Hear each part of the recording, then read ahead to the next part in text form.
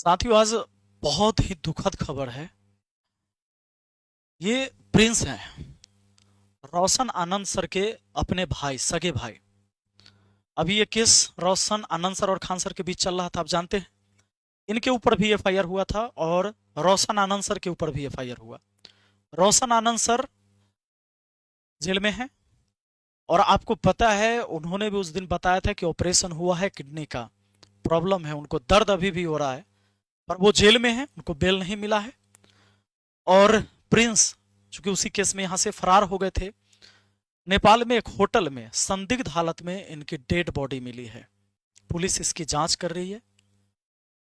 मेरा ये वीडियो बनाने का कहीं मतलब नहीं कि मैं किसी के ऊपर आरोप लगा रहा हूं, क्योंकि मैं नहीं जानता हूं कि इनकी मौत कैसे हुई। पर मैं एक बात शुरू से कह रहा था कि झगड़ा को उस लेवल तक नहीं ले जाना चाहिए इन लोगों को, और आपस में सुलह कर लेना चाहिए।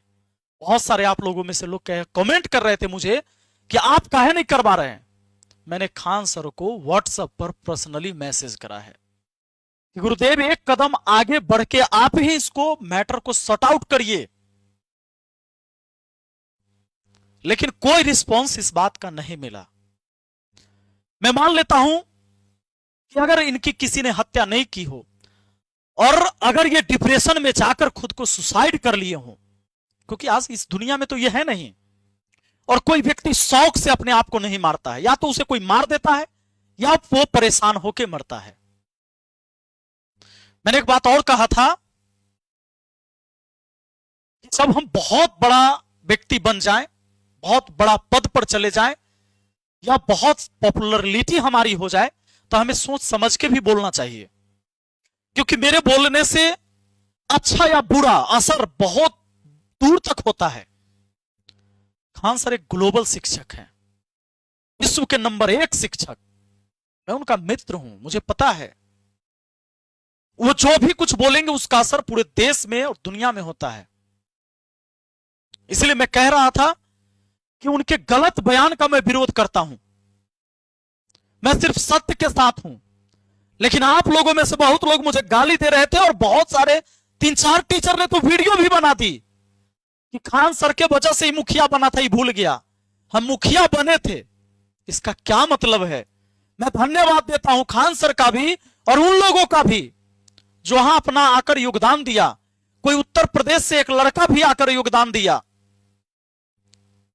झारखंड से, पूरे बिहार के कोने कोने से कोई आकर योगदान दिया। सबका महत्व है, पर इसका यह मतलब तो नहीं है कि मैं जब आप गलत करो तो भी मैं आपको कहूं कि नहीं, मैं तुम्हारे साथ खड़ा हूं। तो उस पर भी लोगों ने कहा कि मित्रता कर्ण से सीखो। अगर मैं कर्ण बन जाऊं तो क्या मैं दुर्योधन को इस महाभारत में जिताने के लिए प्रयास करूं? क्या आप यह चाहते हैं कि मैं कर्ण बनकर दुर्योधन को इस महाभारत में विजय दिलाऊं? यानी इस बार महाभारत में आप दुर्योधन को जीतते देखना चाह रहे थे। मैं क्यों कह रहा हूं ऐसी बातें, मुझे कहने की क्यों जरूरत पड़ रही है? क्योंकि मित्रता मुझे आप सिखा रहे थे। इनका गलत बयान कहां कहां है ये देखिए, और इस बयान का असर दो बात हुई होगी। या तो इन्होंने सुसाइड किया होगा, किसी ने जहर दे दिया होगा, या किसी ने हत्या कर दी किसी तरीके से, या कोई भी और कारण हो सकता है। यह पुलिस का मामला है, जांच का मामला है, जांच होना चाहिए। निर्दोष को सजा नहीं मिलना चाहिए, लेकिन दोषी को सजा हर हाल में मिलना चाहिए। अभी आपको मैं बताता हूं, मैंने बोला था तो लोग मुझे विरोध कर रहे थे कि तू खान सर से जलता है। शुभांकर मिश्रा के शो में जाकर क्या बोला इन्होंने, सुनिए। थे सेकेंड राउंड में आए थे मारने के लिए। कौन हमला किया था? वो वहीं के थे सब, कोचिंग माफिया या वही माफिया सब। अब कपिल शर्मा के शो में इन्होंने क्या बोला था ये भी सुन लीजिए। क्या हुआ था? वो बम मार दिया था सर। हैं? आपके घर पे? हाँ, मेरे कोचिंग इंस्टीट्यूट पे 8-10 तो फेंक दिया सब। अमिताभ बच्चन के केबीसी शो में फिर क्या बोला था, सुन लिए। फीस कम करने के चक्कर में बहुत दिक्कत हो गया। पहले तो धमकी आई, फिर नॉर्मल ऐसे बात होने लगा, और एक दिन हो गया बम चला दिया गया हमारे यहाँ। अरे बाप रे। यानी इन्होंने सीधे आरोप लगाया था कोचिंग वालों पर, ये कोचिंग वाले बम चलाते। हमेशा 8 से 10 राउंड गोली भी चला भी इनके कथनानुसार, और 8 से 10 बम भी फेंका गया था। सुने ना, 8 से 10 बम फेंका गया, लेकिन उसकी एफआईआर की कॉपी मुझे नहीं मिली। मैंने बहुत ढूंढा। मैं कहता हूं खान सर आप ही बता दो एफआईआर की वो कॉपी कि 8 से 10 बम फेंकने वाला व्यक्ति जो आपके सीसीटीवी में भी आया, कौन कौन था? क्या उसमें टीचर था, या आप जबरदस्ती यहां के शिक्षकों को बदनाम करने का प्रयास कर रहे हैं? अगर किसी गुंडे ने फेंका होगा तो आप उसका नाम लीजिए, लेकिन यह कहना कि मैं सस्ता पढ़ाता हूं इसीलिए जलता है कोचिंग वाला से उसे बम चला देता है, इतना पटना के टीचर में हैसियत तो नहीं है कि कोई गोली और बम चलाए वहां जाके।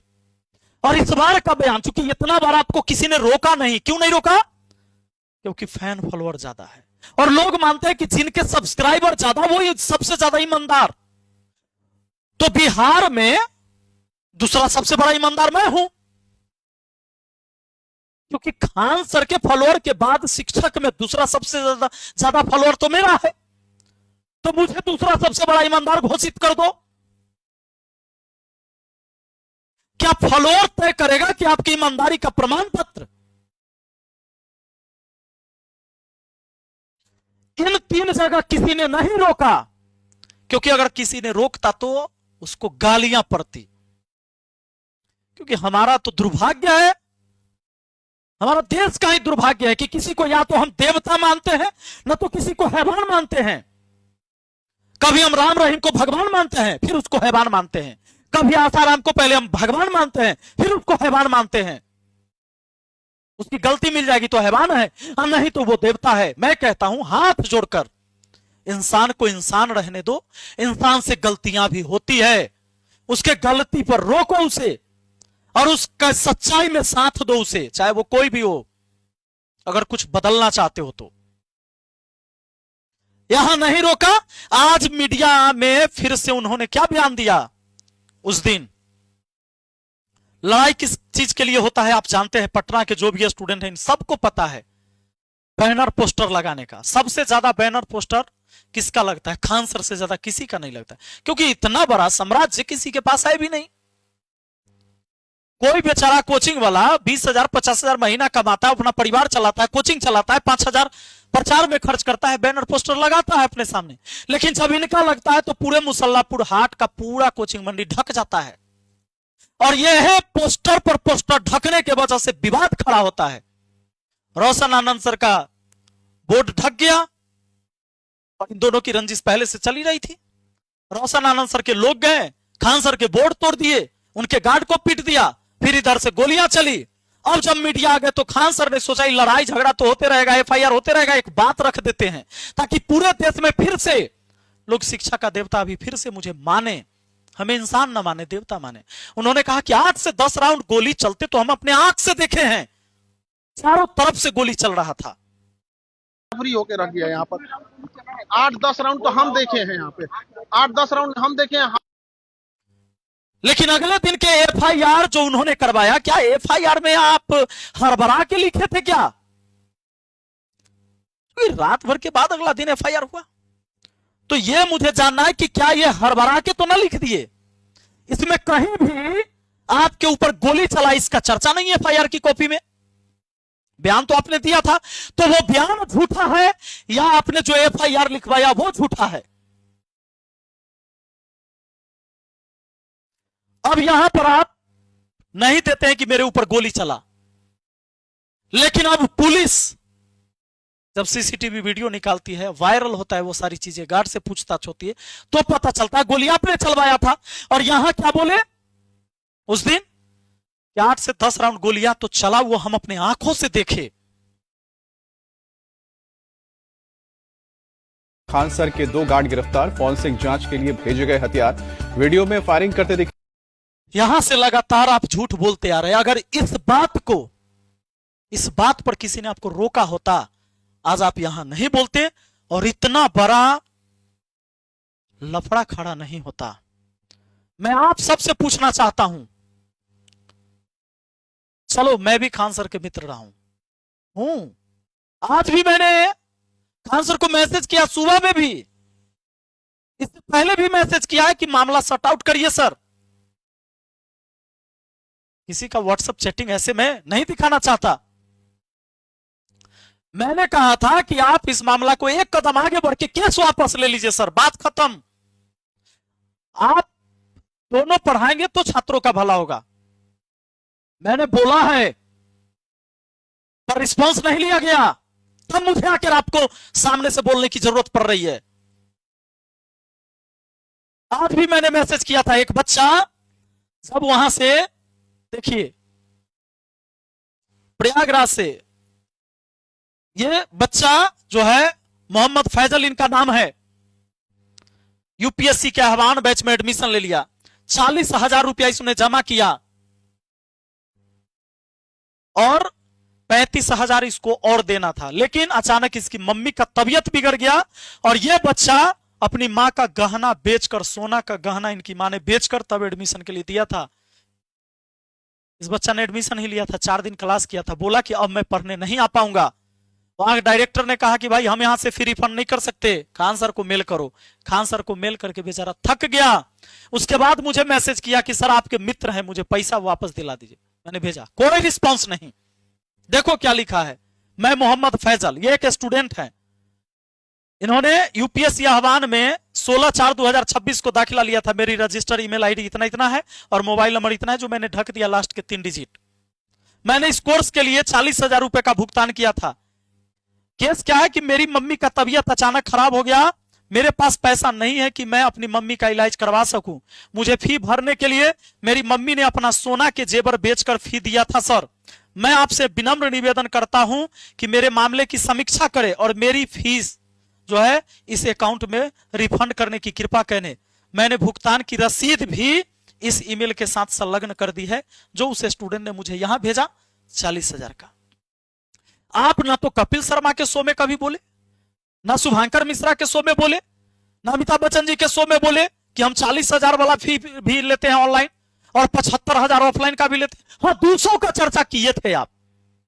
टाटा की एक गाड़ी आती है, कोई गाड़ी 5 लाख की है और कोई गाड़ी 30 लाख की। टाटा बताता है कि गाड़ी मेरा 5 लाख का है, 30 लाख का है।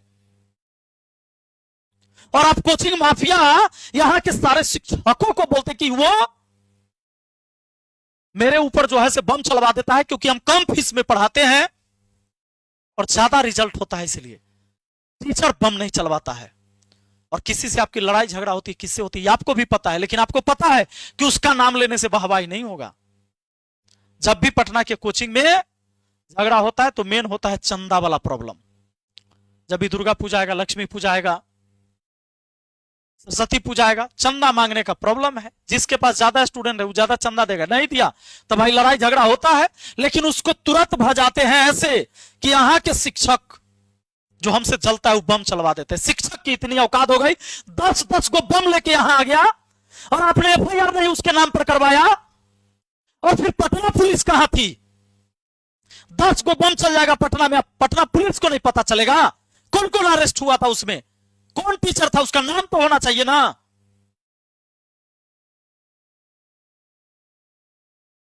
बाकी मैं तो आप लोग को समझा के थक गया, मैं कुछ नहीं कह सकता। गाली देना है, दो मुझे गाली, पर मैं सिर्फ सत्य के साथ हूं। मैं वो कर नहीं हूं कि दुर्योधन के पक्ष में लड़ाई करके महाभारत में दुर्योधन को विजय दिलाऊं। माफी चाहते हैं आपसे। और जो लोग कहते हैं ना कि खान सर की वजह से तू पॉपुलर हुआ है, अरे खान सर 2019 में आए, हम 2017 में आए हैं। चैनल के अबाउट खोल के देख लो। यही उनको पता नहीं रहा होगा कि वीडियो कैसे बनता है, हम तहिया वीडियो बनाते थे। उनके फैन फॉलोअर है ज्यादा, ये अच्छी बात है। उन्होंने मेहनत किया होगा, हमसे ज्यादा बेहतर किया होगा, ये अच्छी बात है। माफ कीजिए बाकी। और जिनको भी दिल को तसल्ली मिल गया होगा कि आज रोशन आनंद सर का भाई इस दुनिया में नहीं है, तो आप जश्न मनाइए, मुझे गाली दीजिए। उस मां के ऊपर, उस वृद्ध पिता के ऊपर क्या बीत रहा होगा जिसका बेटा इतना पढ़ा लिखा होकर एक जेल में है और दूसरा बेटा की हत्या हो गई, अब इस दुनिया में नहीं है। उस माँ बाप के दर्द को एक बार समझना। तुम्हारे माँ बाप ने भी तुम्हें पाले होंगे। एगो मोबाइल हाथ में है, झट से किसी को गाली लिख दो, कमेंट कर दो। मैं ये नहीं कहता हूं कि तुम खान सर को गाली दो, तुम रोशन आनंद सर को गाली दो, या किसी भी व्यक्ति को गाली दो, पर तर्क होना चाहिए आपके पास।